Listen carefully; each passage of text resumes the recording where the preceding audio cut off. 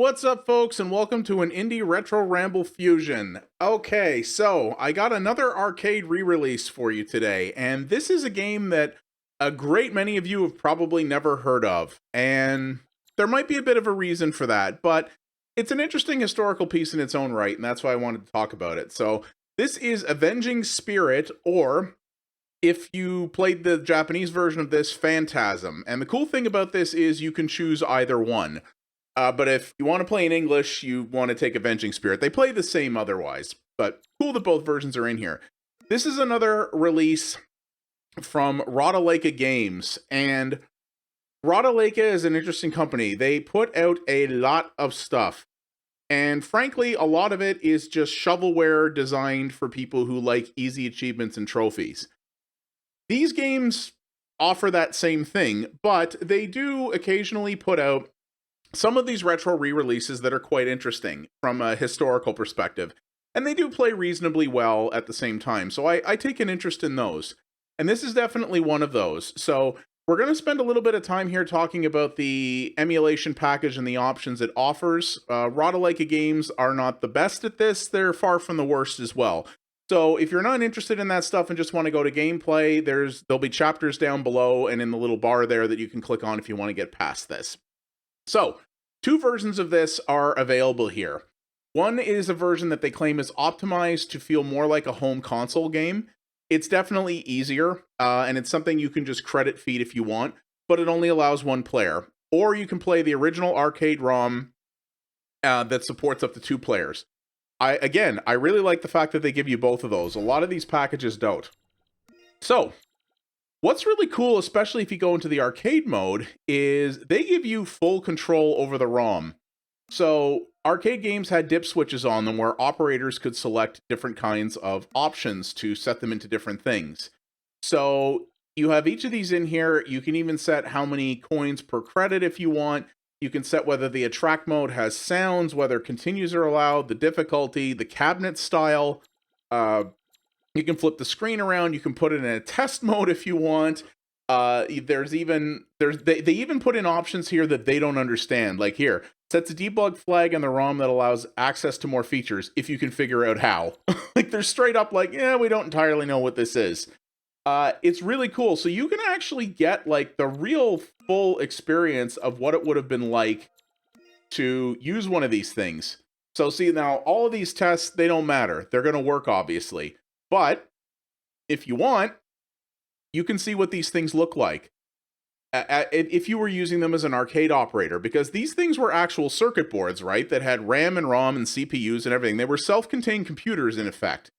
I think it's really cool that they left this stuff in here, because is it particularly fun or useful? No, but it shows what the real experience was like if you own one of these. This is sort of a look behind the curtain that a lot of people would have never had back in the day if you were a player. And I think that's really neat. It's not something that's going to appeal to most, but they made the effort, and you know what? Good on them for that. You can remap all of your controls, which I always very much appreciate. The video options are probably going to be a little light for some hardcore emulation fans. If you're used to some of the packages that Digital Eclipse or M2 put out there, you can get some ridiculous screen options. And these are all the ones that you would usually want, but it doesn't have a lot of the other things that people would like. So this is the typical display resolution. This is not a widescreen game, so that's the way it goes. You can stretch it out if you want. Ew. It has 1:1, which is, this is basically pixel perfect if you want that.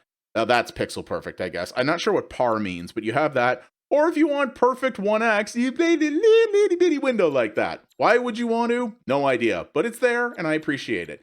Same thing, you can adjust the scaling a little bit. This makes a little difference, but not a huge one. Depending on the display you're on, this might be useful for you.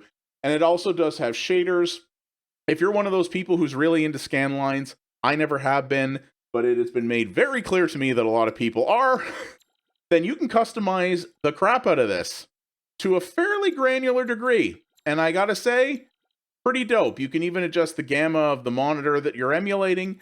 Super cool. And you can just set it all back to default if you want. So crazy amount of options there. These games do have rewind and fast forward capability, so you can undo your mistakes. You can change what the speed of that is. If you want, you can alter the volume independently of the sound effects and the music, which is really cool. A lot of collections don't allow that. And of course, the game has save and load states, so you can stop if you need to, or if you want to make save states because you're doing a particularly difficult level and you want to perfect it, if you're going for speed runs, things like that, these are invaluable. That they're built in, love it.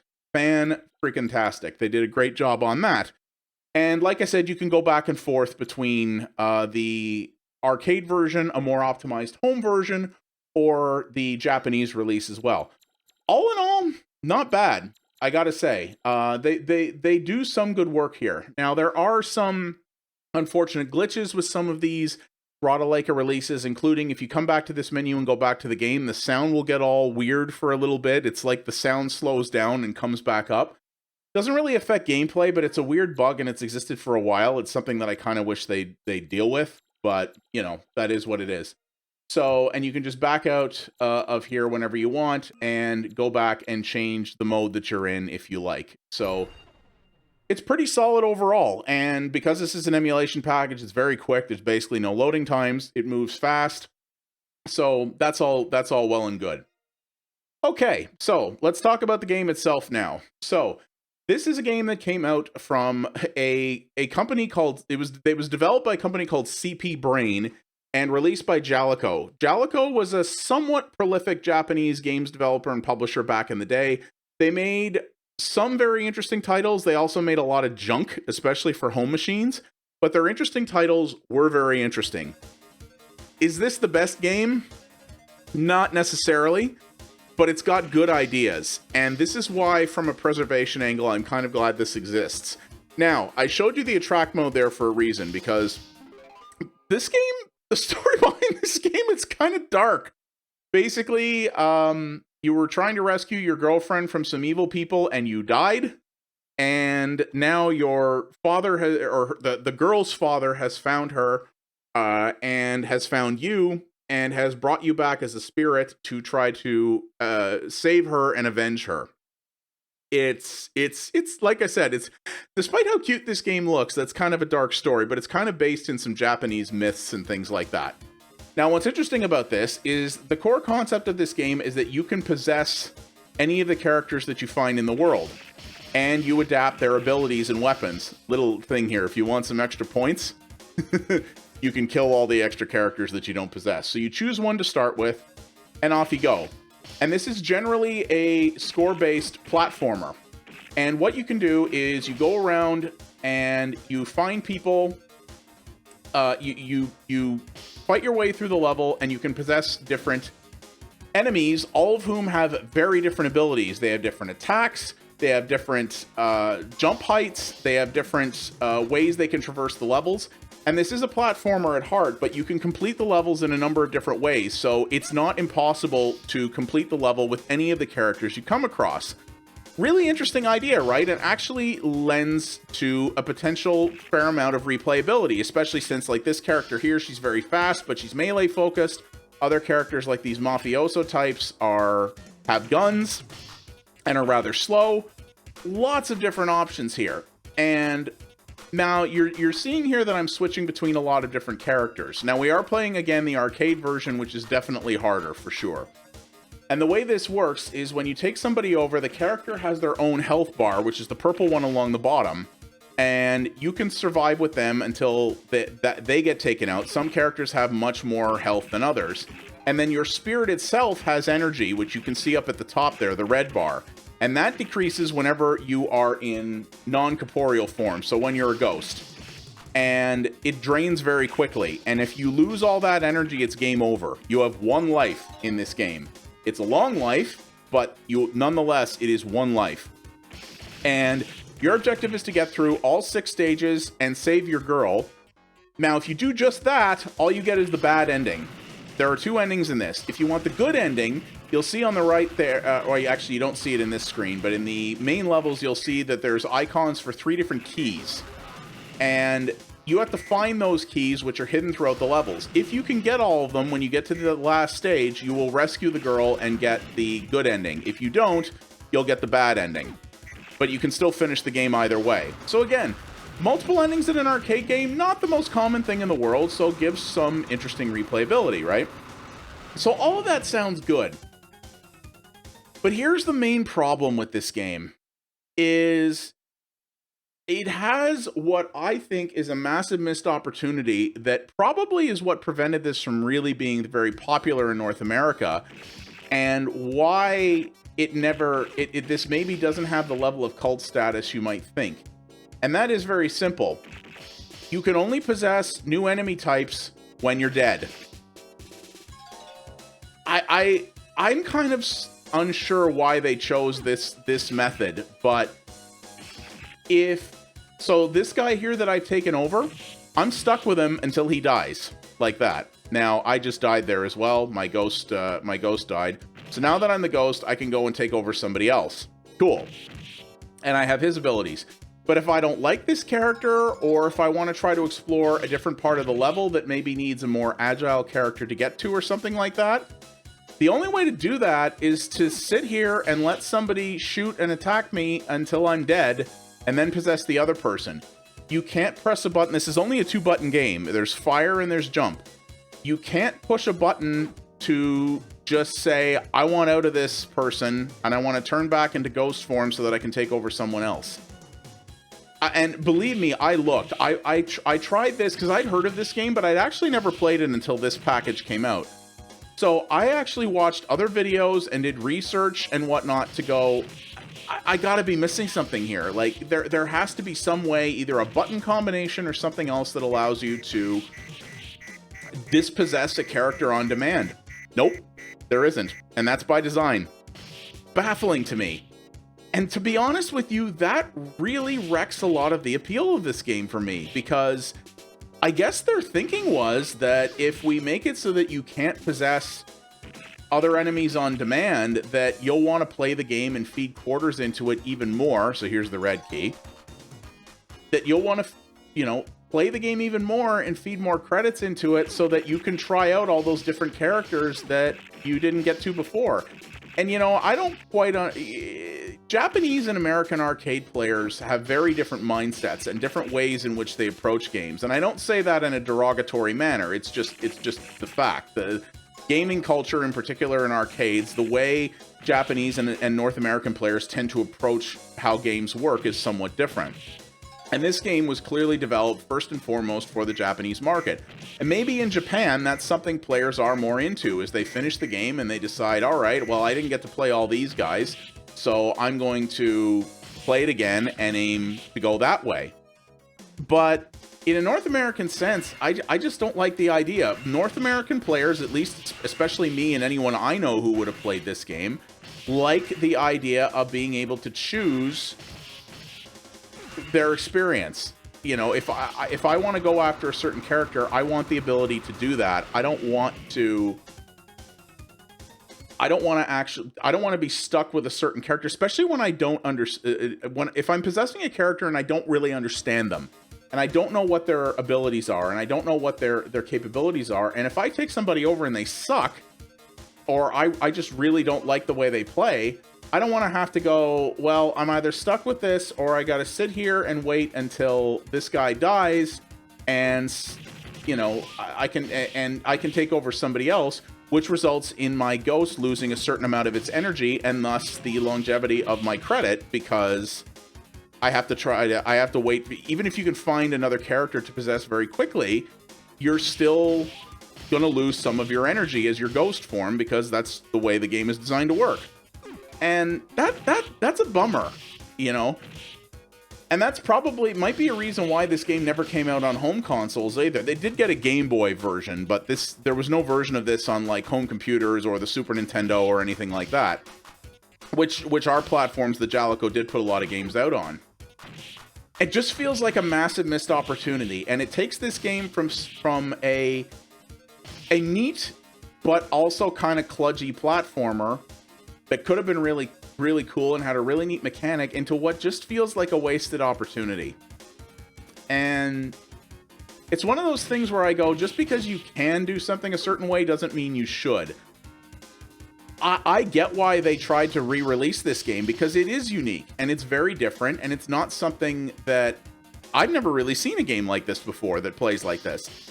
And these characters are all so varied. Like, look at these ladies shoot snowballs. Like, how cool is that, right? It's a neat, really neat idea. The attacks are so varied. They clearly put a lot of work into designing all these different characters. And it just feels like unless you're willing to finish the game multiple times and put in a pile of money, you're never going to get a chance to experience them all. And that could have been made so much easier by just giving you the ability to change characters on the fly and try everybody out and decide who you liked. But they didn't do that. And that really makes this game notably worse, if I'm honest with you. And I don't like to say that because it's kind of a bummer. I am glad this game got put out because I think preservation and being able to easily expose titles from a different era to new players is important from a preservation angle and from people being able to learn where games came from. Indeed, that's a big part of why I do videos on things like this as well. But I'm glad this came out, but at the same time, it could have been a good game. And like, again, even if it is a little kludgy, it could have been a cool experience, but I just find that the methods that this employs frustrating, and that they took a really neat and unique concept and kind of butchered it out of what feels like greed, just to grab more quarters out of you when they didn't need to do that. And they could have still given you a very good experience. Like, what I would have done personally if I was in charge of this game back in the day, let people take over whatever characters they want and just make the game harder. Because to be honest with you, this game, even though you've seen me dying a lot because I'm not really playing that well, this game's not very hard. The later levels are mean and petty in the way arcade games always are, because that's just the way things are, and I'm not going to fault it for that. But the initial levels are crazy easy. Like, especially for an arcade game, I was like, this is really, really simple. So I would have made the game more challenging if you still wanted, to get all those credits from people, which is really the whole reason these exist. Make the game harder and give me the ability to switch people on demand. That's really what I would have done. That's not what they did here. That's kind of a bit of a bummer. But this is a cool game, and though it has a bit of a dark story, it's obviously very cutesy. I like the way it looks. The music, I'm kind of, I don't think the music's all that great, but it looks great, and it's easily a game you could play with kids, and especially in 2-player mode, which would be really cool, though you have to play the harder variant of it. They give you a lot of options to tweak and customize it if you like, and they put in some work into this package. You get both versions, Japanese and English, and you get a lot of options to customize them. You get the easy mode, you get the original arcade mode. I like all of that. And that's what most of these Jaleco arcade re-releases have had, and I give credit for that. As I've said before, Jaleco, their track record of quality is mixed, shall we say, but they generally do a good job on these. And I'm glad this game exists, but there are fundamental flaws in the game itself that really detract from it a little bit. I'm glad I got the opportunity to play this. If I bought it, I probably would have played it through once and been like, well, okay, that, as I said, that was a missed opportunity, and just moved on. So I wanted to show this to you guys because it's cool that it exists, and you might find this more interesting and more valuable than I did. And indeed, because you don't have to put actual quarters into this one, if you do want to try it out and play all those different characters the way they want you to do it, well, guess what? You can, and it ain't going to cost you anything extra. So, that's okay. It's always nice to be able to think of it that way. But yeah, Jaleco as a company made a lot of really baffling decisions back in the day in terms of how they chose to approach their games and their approach to quality, and they made a lot of titles that were actually unique and cool and different, but were just designed in a way that feels like they really didn't understand how to capitalize on the good ideas that they had. and this is very much one of those. But it is out there, and it's something interesting to play if you want something that's not just, you know, your standard arcade re-release that you see all the time of the same handful of popular games, and you want something different. That's what Jaleco has been doing, and I do give credit where it's due. I think it's something they should get credit for that. So, yeah, that is the modern re-release of Avenging Spirit or Phantasm. It is out on all the major console platforms. Again, not the PC. Jaleco, for real. You've put out PC games. Why don't you put these out there? I don't get it. It's just another platform with more money. Someone's got to explain that to me one of these days. I don't know why, but yeah, it's out here now. Cool historical artifact, but if you only have so much money to spend on these things, you have better options, in my opinion, than this one. So, thank you very much for watching, everybody. I do appreciate it. If you liked what you saw here, please do all the normal YouTube things. Like, subscribe, hit the bell. Leave a comment down below. Tell me what you think of this. Does this look more interesting than I gave it credit for? Is this something you'd like to try out? What are some other cool arcade games that you liked, or re-releases in particular that are out that maybe I haven't covered here? Because I'm a big enthusiast for that stuff, and I always want to see more of it. And as always, you can follow me over at twitch.tv/pxabstraction for multiple variety streams a week. I cover indie and retro stuff over there, including a lot of things that are better suited to streaming so that we don't cover here on YouTube. I have a fantastic community there, and I would love to see you be a part of it. Thanks for watching, everybody, and I'll see you on the next Indie Ramble. You folks have yourselves a good one. Take her easy.